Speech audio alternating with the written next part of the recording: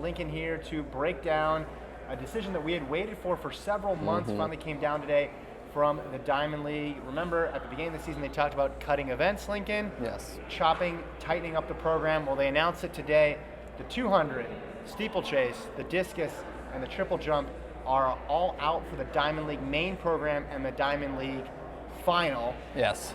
Now, when this was thrown around earlier, I think we speculated a little bit, and I got to be honest, I think when you were talking about cutting 4 events, because they already cut the 5K, these would have been the 4 that many people would have assumed, but for different reasons. Sure.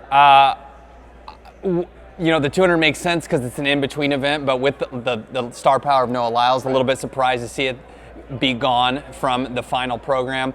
But you can't, you know, if you're the IAAF, you can't have bias. If you're the Diamond League, you can't have bias just in the favor of one athlete.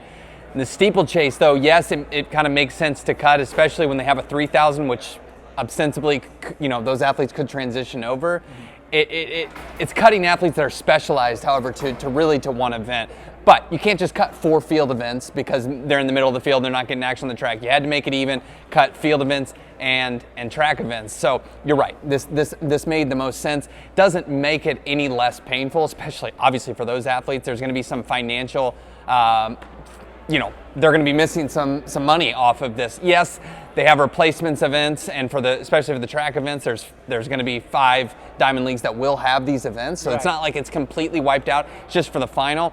And they do have this Continental Tour, which we'll kind of find out more about in the coming days, that will kind of fill in the gaps. But financially and marketability, especially for these athletes, particularly, like I said, for Lyles, this is I think a huge loss. Well, Lyles still has the 100, so he can run that, but obviously we want to see him in the 200 as many times as possible. I think most track fans want that as well.